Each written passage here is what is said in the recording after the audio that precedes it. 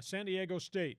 We talked on Monday in our preview that this is kind of a challenging season for that head coach, for Brian Dutcher. I mean, he's got 8 new guys, 4 transfers, 4 young pups, trying to make it fit. They beat UCSD. It was a game of streaks. San Diego State, an 11-point lead. I thought, blowout city. They're going to put them out in the parking lot by halftime. UCSD came back. UCSD, down by 11, had a 12-0 run. Then they had a 12-2 run on the second half. They were standing out there, burying 3-point shots, which kept getting them back in the game. Aztecs wound up with their own 12-0 run on the second half and finally pulled away. Miles Byrd, first game as a starter. Boy, this kid looks like he's a star, and he is only a sophomore. Miles Byrd goes for 20. Nick Boyd, the transfer of Florida Atlantic, took him a while to get going. He kind of looks like Matt Bradley.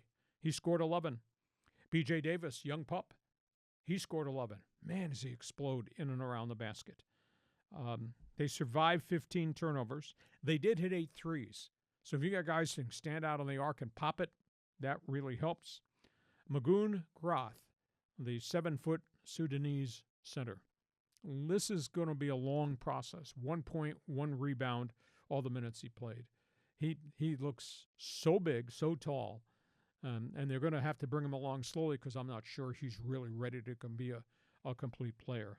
And Jared Jones, a transfer from Middle Tennessee State, 9 points, 9 rebounds. I like what I see. They got themselves another week. They play Occidental on Tuesday. And then a week from now, they go play Gonzaga, and then they go to the tournament in Vegas. We're going to play Oregon and Cal and Tennessee or maybe Texas A&M.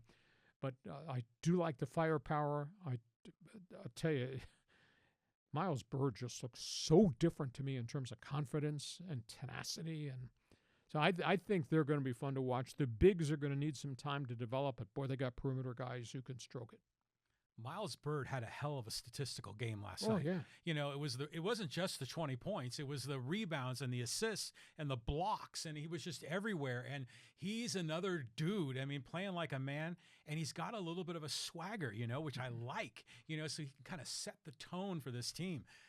B.J. Davis is really, really fast, and you could see him making moves around the basket. He's young. He's got a lot to learn. There's a lot to like there. Nick Boyd looks real smooth out there.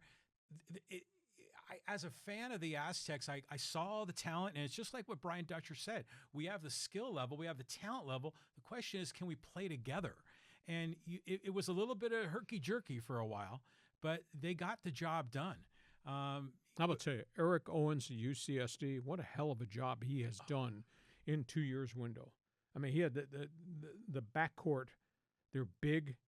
And they shoot a lot of threes, and they make a lot of threes. I'll tell you, that in the Big West Conference, that's going to be the great equalizer. And this is the first year the Tritons are going to be eligible for the NCAA tournament. That looks like they've got themselves a bunch of strokers.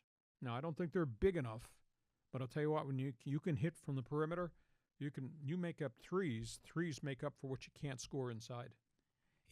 You have to understand this and put it in perspective, because when I was at UCSD in the 1980s, they were Division III. They would play Claremont, the Claremont colleges. They would play Biola. They would play Laverne. You're the guy that spit on the Whittier player, right? Yeah. Yes. Okay. Yeah, they would play these tiny schools, and they would struggle and have a tough time. And then I graduated in the late 80s. They eventually went D2, and they were competitive for a national championship there. Now they're D1. Now they're eligible for postseason. And now for the second year in a row, they played the Aztecs, a former team that went to the championship game. They're playing them competitively and tough. That McGee kid hit, I think, 5 threes last night. Yeah, he was awesome. Tate Jones was really good around the basket, Eric around Ray. the hoop.